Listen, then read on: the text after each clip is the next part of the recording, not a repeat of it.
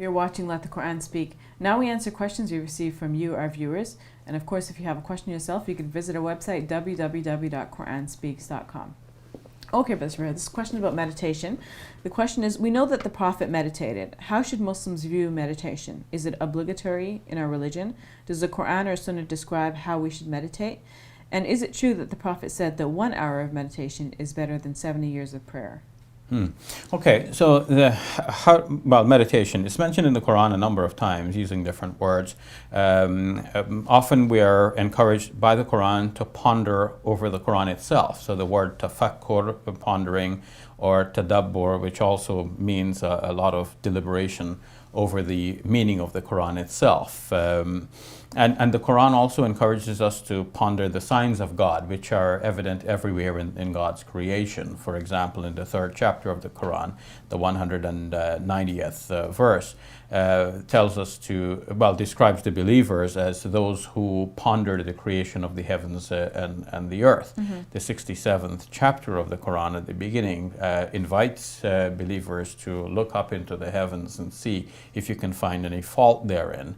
And of course, the result that is expected is that you will glorify God after seeing the wonders of His creation. The Quran encourages Muslims to travel and to see how God has initiated creation and so on.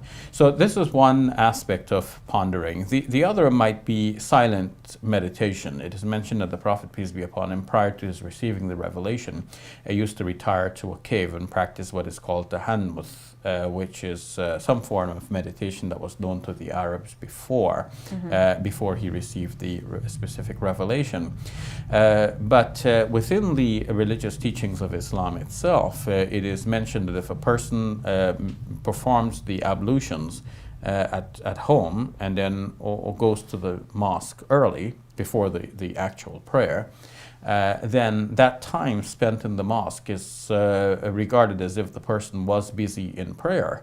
So what might he be doing in the mosque at that time? He may be engaged in some silent meditation, or just simply recounting one's activities and maybe repenting before God, or just thinking about things that are good and holy, or maybe reciting the Quran, which is another way of meditation.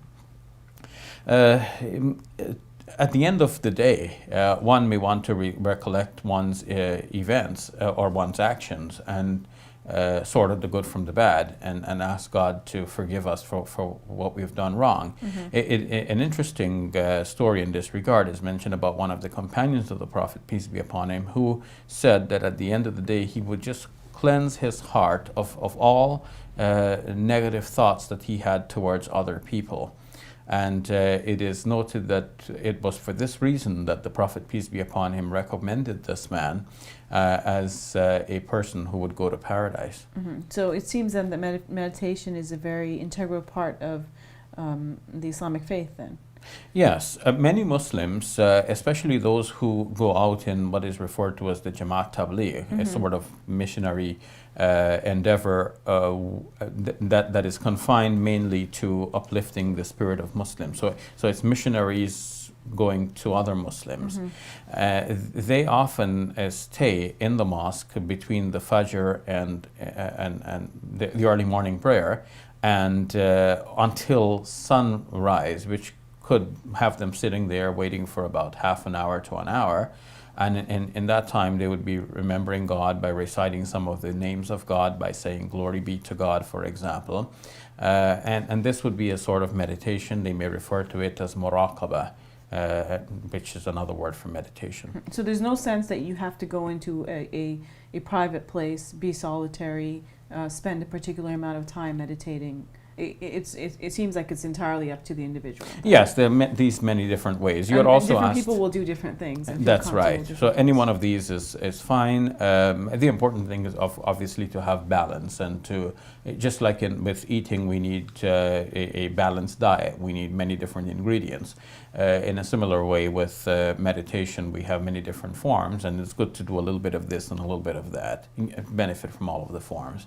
As for the hadith that you asked about, it's mentioned by Ibn Hibban in his collection And this is one of the lesser known books, not as authentic as the more popular books such as Bukhari and Muslim. But in any case, a hadith of this nature that promises a great deal of reward for simple actions are mentioned by Zubair Siddiqui in his book, A Hadith for Beginners, as the type of hadith which people might have invented over time for good reasons, for encouraging good work, and we wouldn't give them a great credence. Mm-hmm. Would you encourage Muslims to meditate every day then? Normally, the 5 daily prayers which are prescribed for Muslims involve meditation. I mean, that's the essence of the whole prayer, because you are reciting praises of God, but you're thinking about what you're reciting, you're thinking about God and the life hereafter. This itself is meditation, and not only is this recommended, but it's obligatory for Muslims. All right, thank you for your time, Brother Shabir. You're welcome. That's all the time we have. Visit our website, www.quranspeaks.com. From all of us here at Let the Quran Speak, thank you for watching. I'll see you next week. Allahu Akbar.